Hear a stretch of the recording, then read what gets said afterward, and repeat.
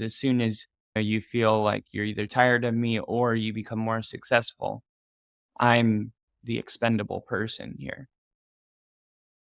Ooh, that was really heavy.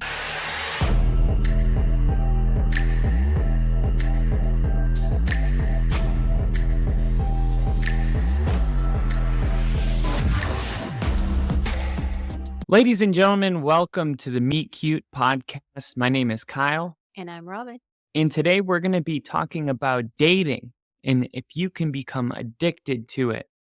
A lot of terms get thrown around in the modern dating world, and one of them is dating with intention. We're going to get into that, and we're going to talk about what is the meaning of dating with intention and how to do it.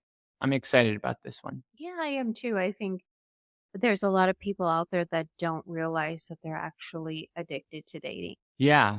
Yeah. It's not something that's really on the list of things you think of when you think of addictions. But if you've ever been on a spontaneous date that sparks fly, I could see why it'd be addicting. The feeling, the dopamine, the rush you get. So I guess that's what I think of when I think of that. Is that what you think of? Yeah, I think that's a good sign if you're having a dopamine hit or things are going positively in the right direction. But I think more so people are addicted to the app itself and they spend so much of their time on it and they're just swiping looking for a meaningful connection, but you're probably just not going to find it on there. Yeah. Have you found yourself on these apps addicted to them? Is that Has that been your experience? No, absolutely not. It's actually quite the opposite for me. It's really difficult to have meaningful conversations. You talk to one person, then you connect with another person. Next thing you know, you're having 20, 30 different conversations in your inbox, but nothing really leads to anything. It's, oh, we should meet up sometime. Oh, we should have coffee sometime. And you're like, okay. And then nothing. It's almost, oh, I caught the fish, but I'm not gonna do anything with the fish. I'm just gonna release it back into the water. Yeah, it's just knowing that you could catch the fish if Right. you wanted the fish. Exactly. And yeah, and that's what dating intention is, becoming a fish that wants to be caught, not just a hypothetical catch. But I think when even in long-term dating, people will sometimes not miss anything besides dating. I know in some of my relationships, I was not necessarily not happy in them, but there was something about dating that I missed. It was the the unknowns, the mystery of a person, the music you play, the feelings in the very beginning. I think you can become addicted to that. Now, I never was missing it so much that I cheated or anything like that. But if I was honest with myself, that's what I missed the most when I was in long-term relationships was the dating phase. And I guess for my personality, I love dating. I'm an extrovert that is very open. I could see if you don't have that personality set, that wouldn't be something that you would miss. Yeah, I think I'm also an extrovert, but also I'm busy and I prioritize my time. And especially with building out this app, it's, oh, you have to be somebody really special for me to take out 3 hours of my day or my week to spend with you because it's just not going to happen. I'm entirely too busy. So I think also I'm just in a phase where I'm not dating right now with intentionality because it's not a priority to me. Meeting new people is not a priority to me because I'm so busy. And I think that when you're dating, especially if you're dating with the intention of marriage or even long-term commitment, then you just need to be ready for that. And I think a lot of people go out there, they're not ready for that and they're just going out looking for a good time or a quick one night stand, which is fine if that's like where you're both at. It's just not who I am. So I'm not interested in that, but I think the more you understand yourself, you can be able to put together if a potential partner has the ability to enhance your relationship or prevent prevent you from growing or hinder you. So, I would say part of it is understanding who you are. Without, I guess, that self-awareness, you don't even make it to the next stage of putting together whether somebody's a good fit for you or not. And that's not dating intentionally. So, I think self-awareness is a big step into dating with intention. I think if you spend a lot of time on dating apps, if that's your go-to, you get home from work, you're on the dating app, you're in the bathtub, you're on the dating app, you're at work, you're on the dating app. I think that would be a really great sign that you have an addiction to it. But what about outside of the app? What about just dating in general? What about the addiction to meeting up with somebody that you don't know at all and how exciting that is? I actually think that doesn't happen very often. Really? Yeah, See, I felt that way before. based on the research we did for Meet Cute Society and all the groups I'm in with women, and maybe for men it's different, but I know for women, a lot of them are like, what is even the point of this app? Because nothing happens. We're just swiping and having conversations in our inbox.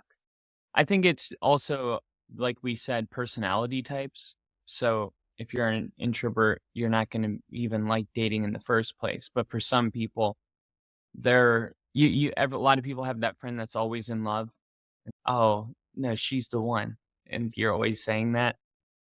So I think some people just love to be in love too. So they don't really go through long periods of time as a single person because they just enjoy dating. So I think those type of personalities could be more inclined to being addicted to the dating aspect. But I think it's important that you're serious about dating when you go into dating. And like you said, if two people are on the same page, that's not where they're at in life, that's different. But if you're one of those people that's, I'm tired of not having success, I'm tired of swiping, I'm tired of trying to find somebody to share my life with, then you would want to get serious, and that's when we could start talking about intentional dating and what would be the first steps to step outside of just whatever happens to setting up more optimal dating situations. I think that is one thing that's good about the apps is that it asks you that question, what are you looking for? And you can respond, I'm looking for marriage, I'm looking for long-term commitment, I'm looking for something casual. I haven't figured it out yet. And that one's always funny to me. I haven't figured it out yet. I think if you haven't figured it out yet, then maybe it's not time for you to be on the app yet. Yeah. But also that could mean I'm open to whatever this app brings me. So maybe I'm looking for something casual and I could end up finding my person. So maybe that's what. Yeah, I think that is what it means, but that's also the opposite of intentional dating. The whole whatever happens, that's not what an intentional mindset would say about dating. They literally will say in their first sentence, "If you're not serious about dating, please don't waste my time." And but there are a lot of profiles that I've seen, and it's not just because you would think I haven't figured it out yet is okay, 18, 20, 22, 20. We're doing this in our 30s now. And I Right. think part of it is because people have lost hope in finding a real partner, but they don't want to just be alone. So they're just like willing to compromise their intentional dating for not being lonely. Right. No, I think that unfortunately there's not a lot of people out there that have the intent. They're just like, I'm bored. I have nothing to do. I'm brokenhearted. So just like you said, addicted to falling in love, or just I want to be distracted because I'm in a lot of pain right now. And what's that saying? The best way to get over somebody is to get under somebody. But no, that's not true. Yeah, Because you're just gonna end up crying with the stranger. not only that, that person that you're getting under might healed and ready for something, and now you're breaking both of your heart. Yeah, or even if they're also exactly where you're at in life, you're both just 2 broken people, Right. and eventually somebody's gonna feel hurt. Yeah, man, there's so much to break down in this topic.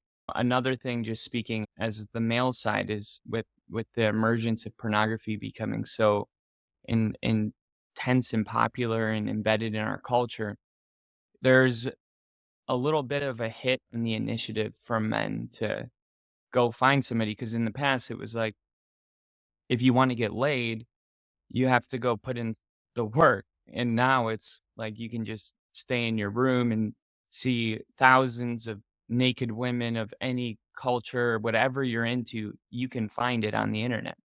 So I think that produces a little bit of laziness because you used to have to put in a lot more work in order to be able to see whatever it is that you're into seeing, if that makes sense. Yeah, and I think we could have an entire episode about what porn is doing to this culture for both men and women. The person that is watching the porn and then that person's partner. It's definitely a lot different today than it was when even when I was growing up. When I was growing up, you had to go to the video store, you had to go to the back room. People were watching. You're like, okay, so I got to go into this room and pick up the video, then bring it up to the cashier and then check it out. Um, or I have to go buy this magazine. And now, again, now I got to bring this magazine up to the front and the cashier and check it out. So, like, the shame, like, keep people from buying it. I think, It's funny. We could go way into this conversation, but I was speaking more from the point where, especially with OnlyFans, where you can pay somebody that knows you, and they'll ask you, "How's your dad doing?" and all this stuff. Like, they perform all the you didn't know it's going this deep? no, It's going this deep, so they can perform the roles of a girlfriend. You're paying for it, but for some people out there, like, it's good enough for me. I had 0 success dating. I had not me, but a lot of right, people. right. I had 0 success dating. Now I pay this person 10 bucks a month. They know who I am. They ask about my family. They do whatever I ask them to do, and it's like, why wouldn't I go that route? I'm getting just absolutely crapped on out in public. These type of men aren't necessarily high achieving people that would do well outside. But the problem is there used to be an initiative for people that weren't those high performing alpha males to become stronger and to get better at engaging and learning how to flirt. I think of Hitch, how he would help Albert Brenneman, and these type of people that And I were think, not like those types of high right. functioning people. But now it's like, you can just have one on your phone, and now people aren't growing, and men and women are like, "I can't find a real man." And a lot of them are not willing to grow, and it's a lot of women on OnlyFans, we're all doing this to each other, and Right. everything we are doing and it would be silly for us to sit here and act like the massive technological advances pornography has made wouldn't have some kind of effect, because we know every action has a consequence, good or bad. And I'm not saying all of it's bad, but I am saying that it is producing maybe more than we're aware in our current dating culture. Yeah, that's a lot to unpack. Yeah, yeah, and that's Well, not plus what you we're just gonna blew do. my mind. Like, I didn't even know that was a thing. You know, I thought OnlyFans was like you paid and you just watched somebody.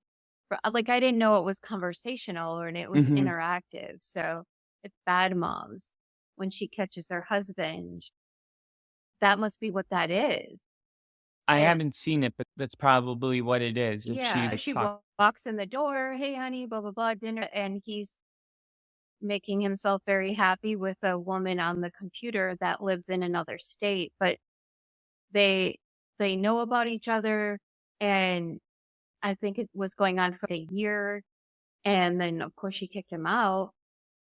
But so that must be what that is. I actually had no idea. Yeah. So I think, speaking of the movie Hitch, it reminds me a lot about, like these men, the Alberts of the world, and they're really just seeking love just like anybody else is, but they're maybe a little bit awkward or quirky. And when you said stronger, I think you mean like strong minded, not like going to the gym stronger. Mhm. And sometimes, those are the guys that were labeled quote unquote dorks or nerdy or whatever, which by the way, the nerds and the dorks are like so hot when you're older. Yeah. But in like high school, they were bullied, and so they lack self-esteem. And so now they're turning to these other sources because they just don't have confidence in themselves. And they don't have Will Smith around the corner, like, Putting a pen in your putting a pen. I pocket. was thinking of that same thing, putting a pen in the pocket. And no, I think, and as we continue going along this, I know you're going to be talking specifically to men about getting this self confidence and stuff like that. So you can actually turn to somebody, and we're not here to judge. Like, if OnlyFans is your thing, like, that's your thing. But what we're saying is that you can get some tools and find somebody that, will love you and be genuinely interested in how your dad is doing. Yeah, and I think the thing is too, like, when you say we don't judge, it's like, we really don't, and I think 90% or maybe even closer to 100 of people that are even in that world are like, "Look, I'm not happy, so I'm willing to," because you can see that people that are in kind of that space aren't thriving, right? They're not, like, emotionally, like, they're getting a need met, but it's not a satisfying feeling ultimately. So a lot of these guys want to be like, sure, let's do some coaching. How can I get better? But they don't have any of those people in their life to help them and to guide them. There's a lot of people that would be willing to change if they had the right people, and that's why I'm excited because a lot of these type of issues in the face of they're like you said with the magazines when you're buying it, it's embarrassing. You feel like a shame when you're renting it or and the problem is, like, when everything's in the dark, nobody can really help each other. So, just us, I think, shedding light on this one aspect, and like you said, we'll go much more into it on another episode, but that this is all part of the process of getting yourself to a point where you're ready for intentional dating and growing and becoming the person that you wanna be for your future partner. And I think for a lot of marriages, like they have pornography in the bedroom, and that's one thing. But I don't think many spouses appreciate the addiction part of the pornography. It's not so much that you're just enjoying it together. It's that you want to have sex with your husband and he's upstairs masturbating in the bathroom instead of with you. And that's the dark truth, the intimacy that pornography robs from intimate relationships. So it's not just like talking about pornography as a whole, but it's the specific portion of the addiction of it that really we're gonna break into. But going back into intentional dating, so what are some steps that you could make? Or actually, before we do that, how do you know when you're ready to intentionally date? Would it just be that you're fed up with the dating market, or I'm tired of having to meet with a bunch of people, so I really want the next one to work? Is there a way to know that you're ready for intentional dating? I think if you're saying to yourself, I'm looking for a partner and somebody that's going to add value to me as much as I add value to them. I'm not looking for them to be a band aid. I am healed. I've gone through the steps of the heartbreak and now I'm ready. And if I have somebody, great. And if I don't, that's okay too. So I think if you're in that space where If it happens, it happens. But if it doesn't, I'm not freaking out. I'm not like desperately trying to find somebody. And I saw this thing about J-Lo last weekend, and she said that she was addicted to love because she loved how she felt when she was in love. Yeah, that's what I'm talking about, I think. Yeah.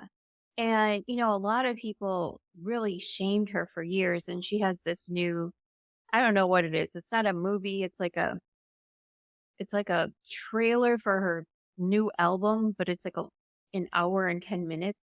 So they made her album into a movie. Okay. And so they, you know, deal with the fact that she has been married so many times. And it does seem from the outside in that she goes from relationship to relationship. And then she said, I really just had to figure out who I was because I love, but I needed to love myself and I needed to be addicted to loving me. Mhm. So that way I could let go and love somebody else.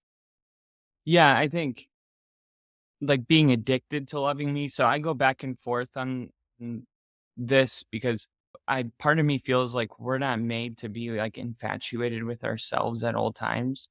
It just seems a little, like, self-absorbent, but like, if you don't love yourself, that's an issue too. So I'm, like, somewhere yeah, you need to be able to look at yourself in the mirror and not despise yourself, and whatever it takes to get to that point is the most important step of life, and, yeah, I think the type of love you're addicted to is really important to talk about because are you addicted to the infatuation stage? Because that's why I was saying, can you be addicted to dating?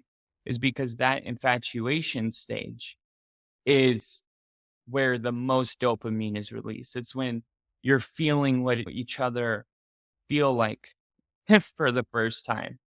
You And mean it holding hands, right? yeah. Yeah, and how tight it is. No, when you're holding hands, you can tell by the grip. Okay, but yeah, there's a lot of new going on, and that's the infatuation stage. Everything is a mystery. You pull out a guitar and you start playing it, and you're like, "Oh my god, you play the guitar?" It's like, "Yeah, I didn't tell you? It's like, I don't even know you yet." Right. "Oh, okay. Yeah, I play the guitar," and every time I think this person can't get any better, they do something else that just makes them even more perfect. That's the infatuation where they can do no wrong and, "No, you hang up the phone. No, you hang up the phone." When you're in a marriage for 25 years and you're out of town, it's like, "I'm going to bed." Like, I've seen these relationships. So, I think people just get addicted to that. It's not that you're addicted to love, it's that you're addicted to infatuation. Because love in itself, you can be in forever. So, you wouldn't need to ever leave.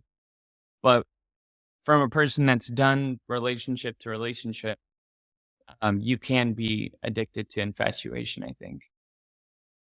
Yeah, that's a good point. I think it- when, so I think at the point where I'm at right now, when I'm talking to somebody, we're just talking, it's not, maybe we've gone on one date or maybe we're planning on a date or whatever.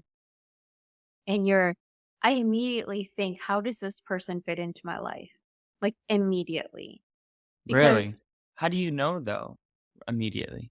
just chemistry, what are your beliefs? How would you fit in on a Taco Tuesday? Could I take you to my sister's house for Sunday night dinners? And if that answer is, oh, I don't know, oh, I'm not sure, then I'm not going to go any further because we are so close as a family. And I feel like when I bring somebody in, they have to just fit. Yeah. And so that is like a major part for me too. And I think that's also another reason why I waited to date for so long. But having the ability to say within the first couple of dates or the first couple of weeks, I don't think this is going to go anywhere. Yeah. And not have to worry about, oh my gosh, am I going to be alone?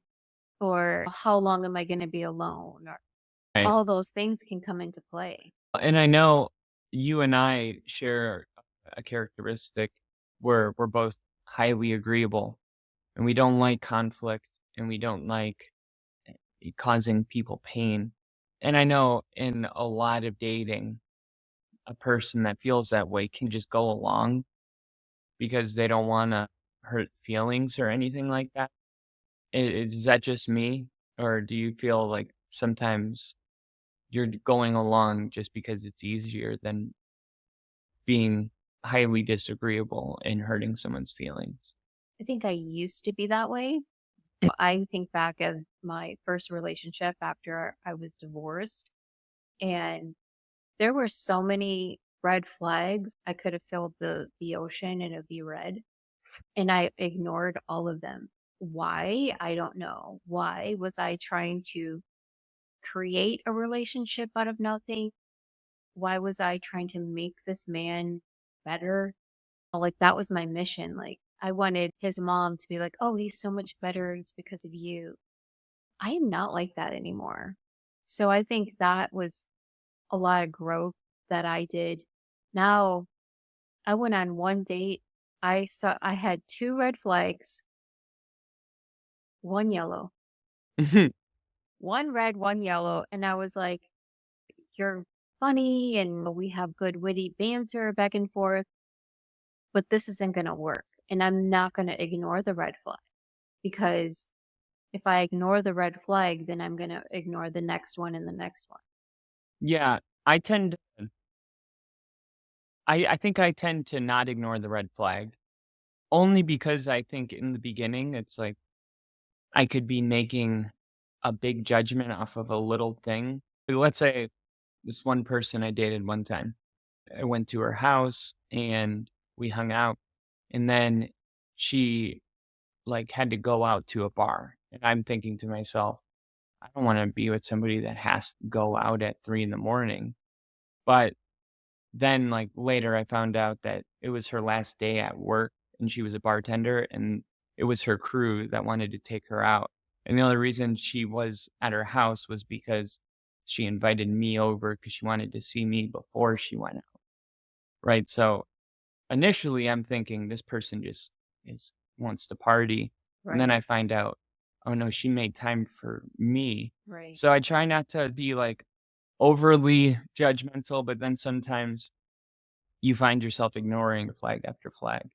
Well, I think it's important, in a situation like that, if it does cause a red flag, then that's where you have to communicate and you have to say, why are you going to the bar at 3 a.m.?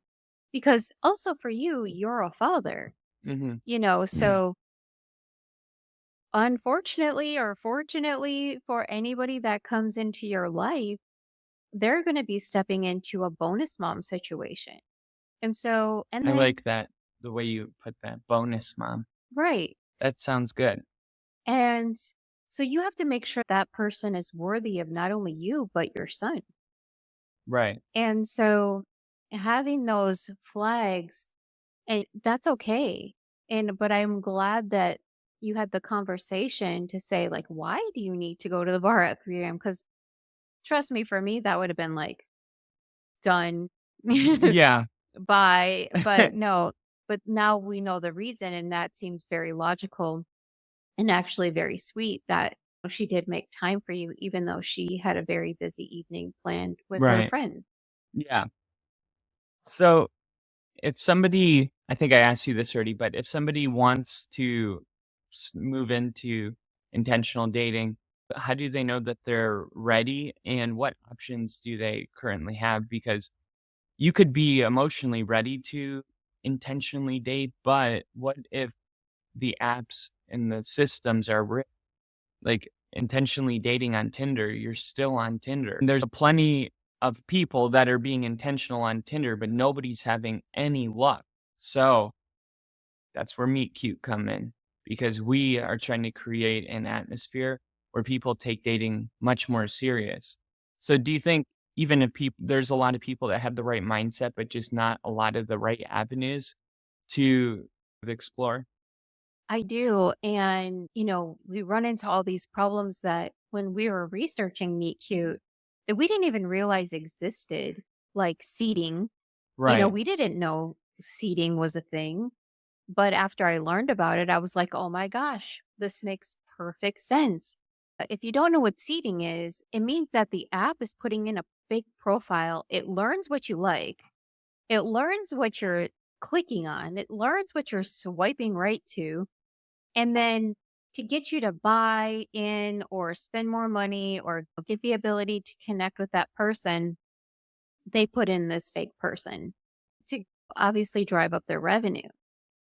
So I was always like, "Oh my gosh, I connected with this person. Oh my gosh." And you get so excited and only to come to find out that they're fake. So I think with Meet Cute Society, we're not just an app where you're just going to be swiping. There's absolutely no swiping and there's nobody fake. And how can we guarantee there's nobody fake? Because we plan in real life events. Yeah. So if we put a fake profile up and they never show up to an event, then we're seeding unless they just don't want to go to an event. But that's a different issue with it. Right. But no, I think people strive and seek and want that connection. And so that's why we're downloading these apps. But this is just a dead end. Yeah, and I think once you determine your relationship intentions, you may find that dating feels a lot easier because you're going out with people that are like-minded. They're more engaging. Your conversations are more stimulated because they have a direction. So there's definitely a lot more to talk about. But some people feel dating fatigue, Yeah. and that's when you just give up. And don't give up yet Yeah. because we're coming out with the solution, and unfortunately, there's a lot of dating fatigue, and I think that has it's funny, it's all a circle. It's like the Tinder is creating dating fatigue, and the dating fatigue is making people less serious about dating because they don't have the energy, and then Tinder becomes full of people that are dating fatigued, and it's like most people don't want this, but how do you see dating fatigue coming into play? And have you ever dated somebody or been on a date yourself where you felt like you just did not have the energy for this date or this conversation or this guy? Like you're just going through the motions of it? Yeah. And the reason I think people have dating fatigue is because there's no chemistry. Okay, I should say there's no chemistry. It's hard to create chemistry through an app. It's hard to create chemistry through text. And sometimes men can be so sexually forward and you're like, I'm there yet. Yeah. I'm not I don't want to talk about I don't even want to flirt with you yet. I They don't would talk about sex Oh yeah, it's so common. and first date. It's not even a first date. Like you're just talking through the app. Oh my God, that's so weird. What? Yes. Who are these No, guys? I'm If telling you're you, one of these guys, stop. It's not gonna work. it's not going to work.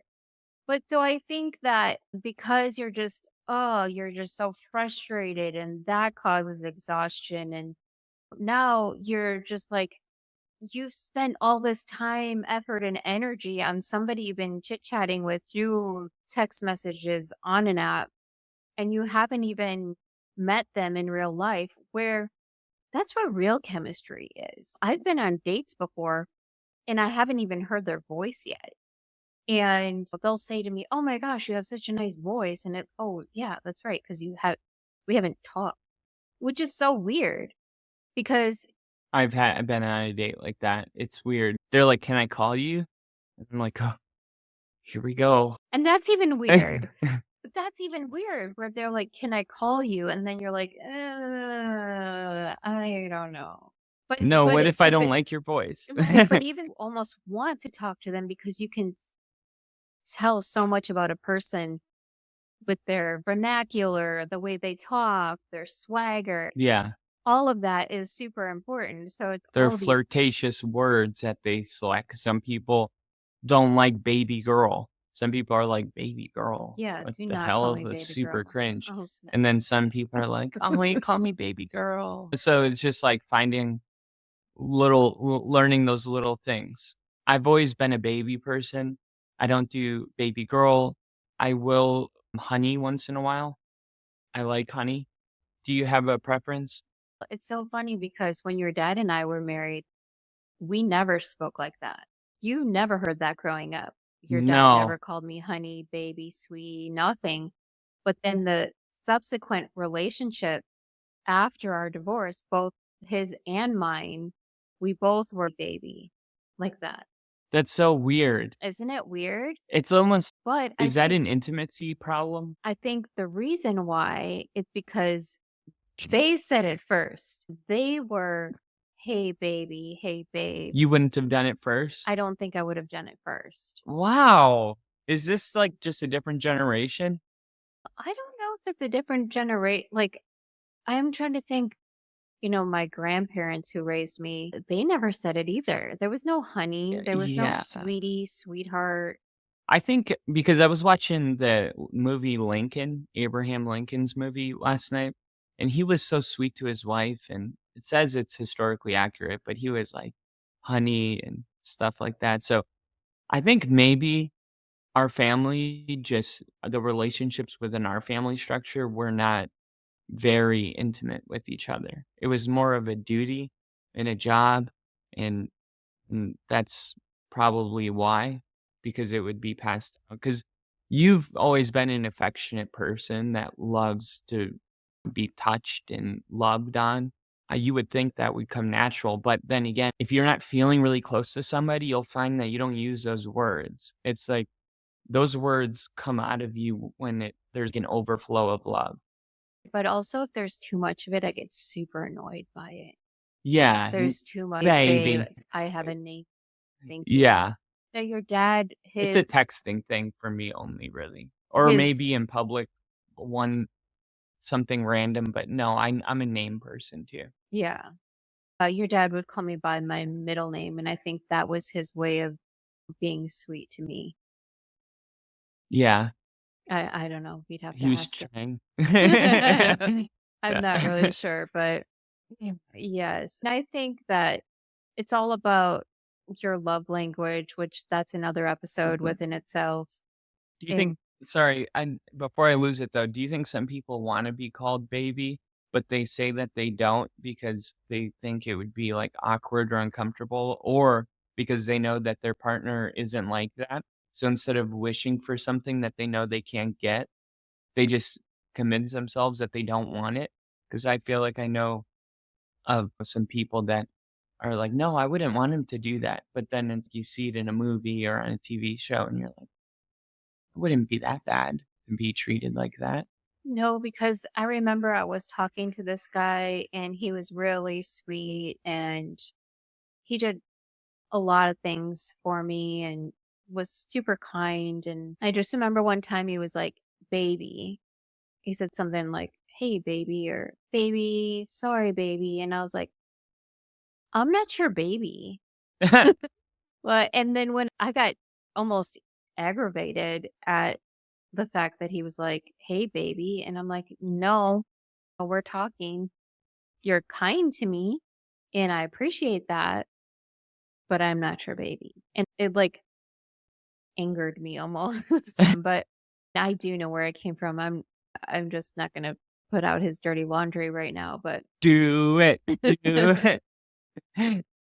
no. Okay, so he told me that he and his wife were divorced, separated, and I found out like the week before. That was all a lie. Really? All a lie. They weren't separated. Oh my gosh. Yeah.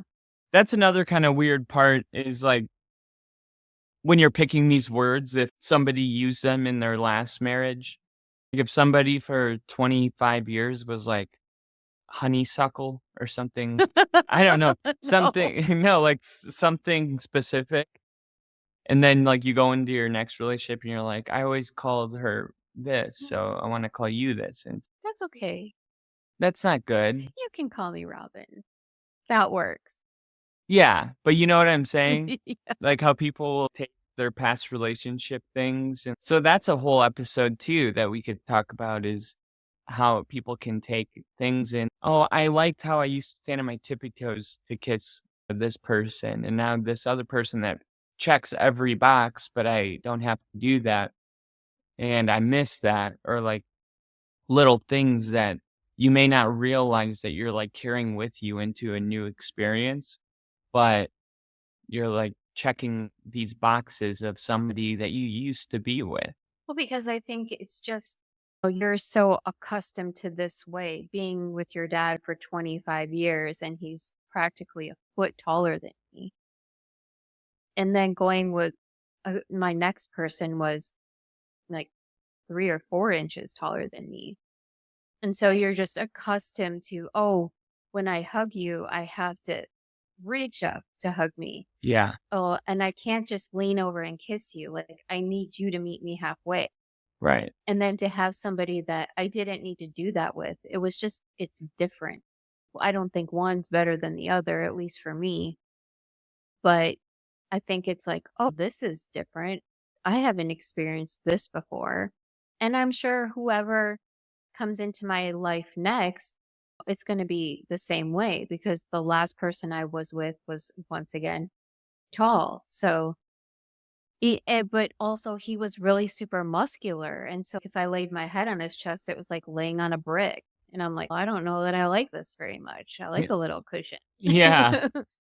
So I just think it's every person is different, size, shape, all the things. And at the end of the day, it's all just physical stuff. And it really is just not to be corny or whatever, but if what's on the inside is great, then the outside almost doesn't even matter anymore. Yeah, and that's a great segue into it because they have a website, the Huffington Post did, about the 10 rules for dating with intention, and the first rule is set high standards and never compromise on them. And I think this could be a tricky thing to balance as well because I know for me, I've always felt, okay, when I find a gorgeous woman that loves me, I'm gonna marry her because I've always wanted to have a gorgeous wife. But then you find out that they're not available to me for some reason. Well, I just haven't been with them, like, just Well, absolutely gorgeous women. So I'm like, I'll lower my standards a little bit because I want to be in love. I wanna okay, love hold somebody. on. You have been with gorgeous women, but you just decided to be committed to somebody that I don't say, I don't want to say that they weren't gorgeous, but you said that they're not available to you, but they, Who? I'm not naming names on our What letter does it podcast. start with? K? K. Second letter. No, we're Come not on, gonna give me name. a No, second no, no, letter. no. There's several. You've brought some to my home. Those weren't dates. Those were dates. Those were dates, but they all were the more beautiful they were, the more that they weren't intentional about dating. Also, you were very young. I think things will be a lot different for you now, and especially you're in a city full of beautiful women. So, how do you know if your standards are too high? Because according to the Huffington Post here, it says, "No, your standards can't be too high. Your standards are as they are because you demand greater for your life." Absolutely. Couldn't agree more. But I've found that my standards keep me from getting in relationships. No, I think your standards have kept you from getting into bad relationships. So, No, they've been why I've gotten into bad relationships. okay, because you're lowering your standards. Yeah, Yeah. because I don't wanna be alone. So it's like, I said that I would only, you know, be with somebody that checked all these boxes, but then those people aren't emerging. So I lower my standards because I want to be loved and I wanna love somebody. And Okay, but also like you were really young and then you were figuring out your life and then you went to into the Navy later in life, and you ended up getting pregnant, so you did the honorable thing of marrying somebody. And but now that marriage didn't work, and you're finding yourself really as a grown man single for the first time. So I'm single. you're going to be 30. You Comment below if you're interested. you're financially stable, you're emotionally healthy, you're emotionally available. Are you 100% healed? Does anybody know? But you recognize the faults and you're working towards fixing them, which is honorable. And I think that's all you can expect out of yourself. So I really think the last 4 months, if you will, is really the first time Kyle is learning and loving who Kyle is and trying to find somebody who can be your equal to that. And I think that you're going to find moving forward, and especially when we have meet cute events and you get to meet somebody that's your color match, that you're going to find somebody that you don't have to lower your standards for because she also is going to want somebody that she doesn't have to lower her standards for. And it's going to be a great match. Hopefully. I've always found that I'm not, like, adult enough for a lot of women because 'cause I'm still, like I still will shoot you with a Nerf gun. Like, I'll still do things on a whim that aren't planned, and I'm not very serious all the time, and some women are really into that. "Oh, I have a serious boyfriend." I'm not that. I'm, like, the opposite of that, And and it's I hard think to you're going to find. find somebody that's going to shoot you back. You're going to walk in the door and you're going to get pelted with a Nerf gun, you Okay, that's know? what I need. Yeah, Yeah, that's the kinda I need somebody to be playful, highly I'm very playful, super playful. and I actually live in that state. It's not like I try to be playful. I just that's who I You're am. goofy, you're silly, you're funny, you're witty, you're charming, you're all I'm those Jim things. Carrey. I'm a young Jim Carrey. You know how he can be too much, though? Yeah. Yeah. That I think what is cute in the beginning ends up being too much later on, and then you just have to figure out why that is. Yeah, why do you think that is? I think that people get annoyed by it. Ah, It's just because you're around that person more than anybody. And so you heard that story 10 times. You've done this thing with them 100 times and nothing's new anymore. It's just, oh, same old. But I think the fact that you're very spontaneous. Hey, let's go to Canada for the weekend. Who does that? Oh, and while we're there, let's get tattoos and let's go. Canada tattoo. Yeah. So I would love it if I came home from work and the guy I was with was like, the car's packed. We're going on a trip. And I'm like, okay. Because with somebody that, And I hid the passport. I didn't even tell them. I was like, "We're going north," and then we're in the line to cross the border, and "Are we going to Canada?" yeah, "Yep, I don't have my passport." "I have it." yeah. No, I think that's just like super thoughtful. You put so much thought into that. Maybe you didn't. I But did. the fact is that for somebody like me that I'm a massive control freak and I need things in a certain way and I have a tinge of OCD and I'm a workaholic, to have somebody just be like, I'm taking you and you're just going to release yourself for the weekend and have fun and good time. You don't need to know where we're going.